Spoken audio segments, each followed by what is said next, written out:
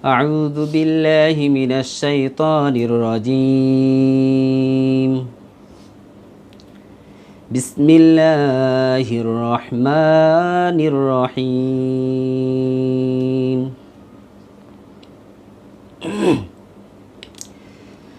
فكان عقيبتهما أنهما في نار خالدين فيها وذلك جزاء الظالمين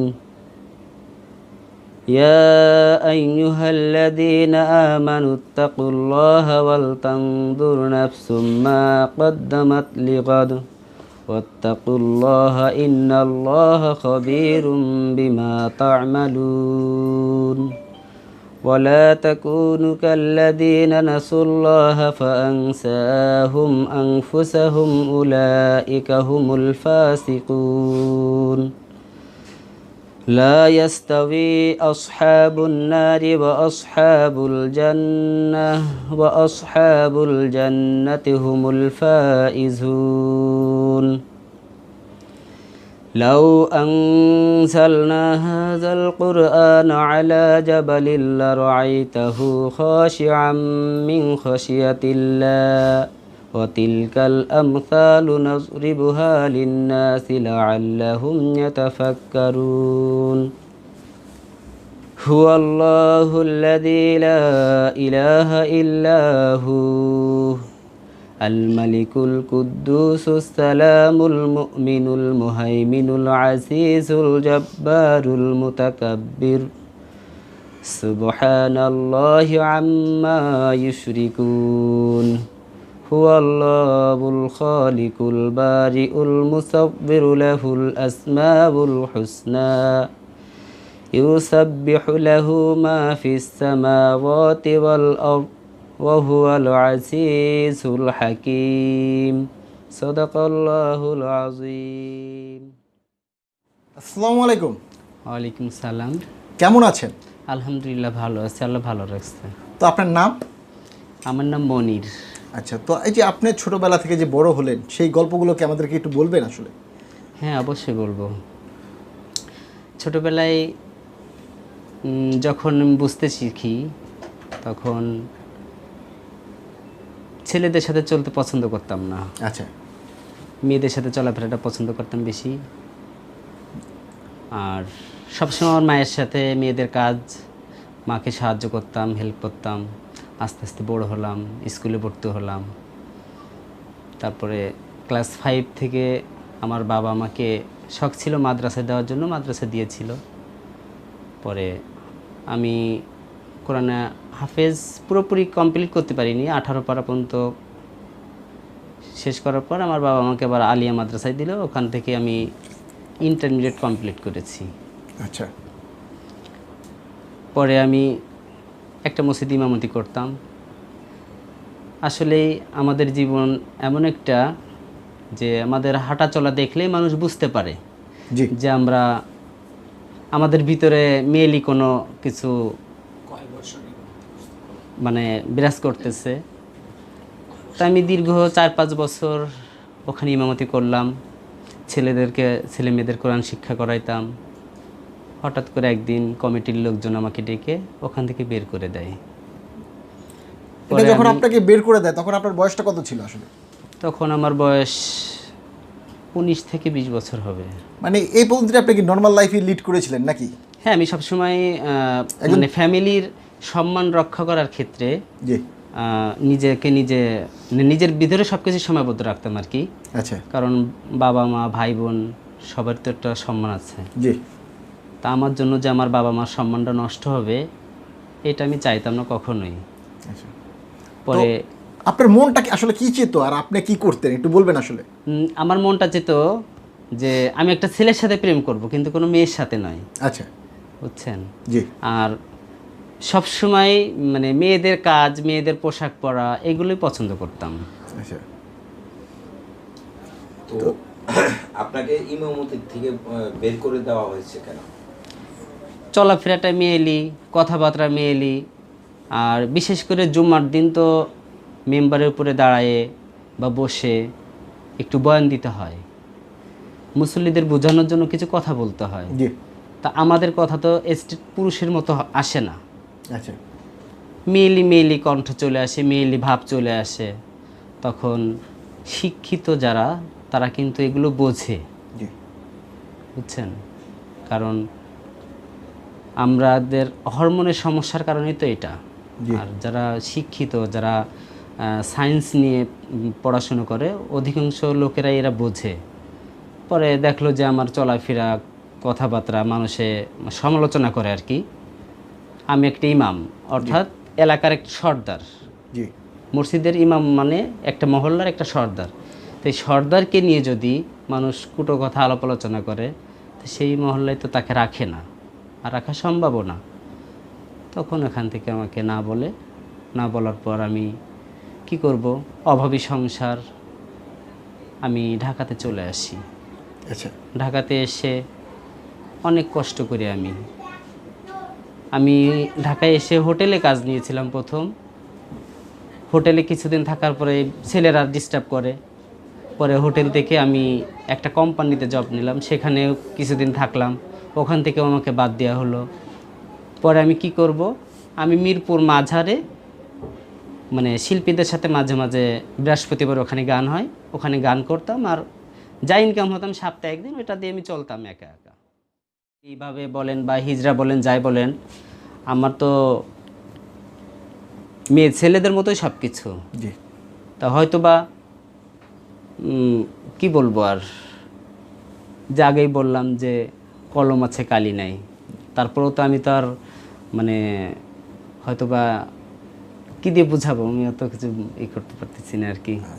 তারপরে ওনাদেরকে অনেক কষ্ট করে বুঝে জানাজাটা না, করলেন এটা আপনি। এখানে আমার যে শিক্ষক ছিলেন, জি ভুলে গেছি, জি। আমার যে শিক্ষক ছিল আমাকে কোরআন তেলাওয়াত করা বা শিখানো, উনি আমি যখন স্কুলে পড়তাম, উনি আমাদের বাড়ি লজিং থাকতো আর কি। আমার বাবা গরিব হলেও মাদ্রাসার হুজুরকে আর কি আমাদের বাড়ি রেখে খাওয়াইতো। তা উনি আমাকে এই পর্যন্ত আনছে, আমি তার জন্য দোয়া করি, আল্লাহ পাক তাকে ভালো রাখুক, বেঁচে আছে এখনও, আমাকে অনেক আদর করে। তা উনি মানে জানতো, বুঝতো। পরে যখন আমি দেখলো যে আমার মেধাটা ভালো, তখন উনি নিজেই স্বেচ্ছা আমার বাবাকে বলে মাদ্রাসায় নিয়ে নিল। আচ্ছা, আপনার আত্মীয় স্বজনের মধ্যে কে কে আছে, যেমন মামা বা চাচা, খালু, এরা আমার আছে? আমার দুইটা মামা ছিল, দুইটা মামাই মারা গেছে, মা আব্বা তো মারা গেছে। আর আমার আব্বুরা 4 ভাই ছিল, আমার আব্বু আর আমার ছোট চাচা মারা গেছে, 2টা চাচা আছে এখন। আর 2টা ফুফু, একটা ফুফু আছে, একটা ফুফু মারা গেছে। আচ্ছা, আরেকটা প্রশ্ন করব, তো যদি আপনি অনুমতি দেন। বলেন। আচ্ছা, তো আপনার যে সমাজে আছেন এখন আপনি, তো আসলে কি মার গর্ভ থেকে এই পরিবেশে মানুষ জন্ম হয় না কিনা, আসলে ওই পৃথিবীতে আসার পরে এটা বোঝা যায় কোনটা, একটু যদি আপনি এটা ব্যাখ্যা দিয়ে বলতেন। হিজড়ার জন্ম হয় পুরুষ থেকে, মহিলা থেকে কিন্তু হিজড়ার জন্ম হয় না, পুরুষ থেকে হিজড়ার জন্ম হয়। তো যে ছেলের ভিতরে মেয়েলি চলাফেরা বা মেয়েলি হরমোনটা বেশি, তাকে কিন্তু হিজড়া বলা হয়। যে মেয়েদের সাথে চলাফেরা, একটা ছেলে একটা মেয়ে দেখে তার সাথে প্রেম করতে চাবে, তার সাথে কথা বলতে চাবে। আর আমার কি মন চায়, একটা ভালো ছেলে দেখলে তার দিকে নজর যায়, তার সাথে প্রেম করতে মন চায়, তার সাথে কথা বলতে মন চায়। তো আপনি কি কোনো ছেলের সাথে প্রেম করেছিলেন কিনা? আমি জি যখন বুঝেছি, যখন আগে বুঝতাম না, জি তখন করেছিলাম। কিন্তু এখন দেখি যে ছেলেরা ক্ষণিকের জন্য ভালোবেসে আমাদের মানে কষ্ট দিয়ে আমাদের জীবন থেকে সরে চলে যায়। তা ওই ভালোবাসা তো আমার দরকার না। যে সারা জীবন সুখ দুঃখের সাথী হয়ে বন্ধু হিসাবে ভালোবাসবে, তাকেই ভালোবাসা উচিত। আচ্ছা, আমাদের এই প্রতিবেদনগুলো আমরা তো ইউটিউব চ্যানেলে ছাড়বো, তো আমাদের যারা এই প্রতিবেদনগুলো দেখবে, যারা দর্শক আছে, তাদের উদ্দেশ্যে আপনার কিছু বলা আছে কিনা, বা আপনার পক্ষ থেকে কিছু বলার আছে কিনা? সবাইকে আমার কি বলবো, আর বেশি কিছু বলবো না, সামান্য একটু কথাই বলবো। সবার কাছে এটাই অনুরোধ যে আমরাও তো আপনাদের ভাই বা আপনাদের বোন, যেটাই মনে করেন, আজকে আমি আমার ফ্যামিলিতে হয়েছি, আপনার ফ্যামিলিতেও তো একজন হইতে পারে। তাই সবার কাছে অনুরোধ করে বলবো যে আমাদের স্বজাতিকে আপনারা কেউ অসম্মান করবেন না, রাস্তাঘাটে কোনো অপমান করবেন না, যদি পারেন উপকার করবেন কিন্তু ক্ষতি করার চেষ্টা করবেন না, বাজে বিহেভ করবেন না। এটা হচ্ছে আমার অনুরোধ। আচ্ছা, আরেকটা বিষয় আমার জানার ছিল, সেটা হচ্ছে মাননীয় প্রধানমন্ত্রী শেখ হাসিনা এখন আপনাদেরকে তো স্বীকৃতি দিয়েছে এবং আপনাদেরকে ভোটারও বানিয়েছে, আপনারা নির্বিঘ্নে এখন ভোট দিতে পারেন। সেই প্রসঙ্গে আপনার কি বলার আছে? এখন তো আপনি বর্তমানে বাংলাদেশের নাগরিক। হ্যাঁ। আগে তো নাগরিকত্ব ছিল না আপনাদের, না। এখন তো নাগরিকত্ব হয়েছে, তাই না? হ্যাঁ। এখন আপনার অনুভূতিটা কি, বা সেই প্রসঙ্গে আপনার কি বলার আছে? মানে সরকারের প্রতি আর কি, সে দেশের মা, সে দেশের জন্য অনেক পরিশ্রম করতেছে, সে মানে বাংলাদেশের জন্য তার যতটুকু শ্রম দেওয়ার দরকার সে দিতেছে, সে বাংলাদেশের উন্নয়ন করতেছে। তা আমাদের প্রধানমন্ত্রী শেখ হাসিনা আমাদের মায়ের মতো, তার কাছে অনুরোধ যে আমরা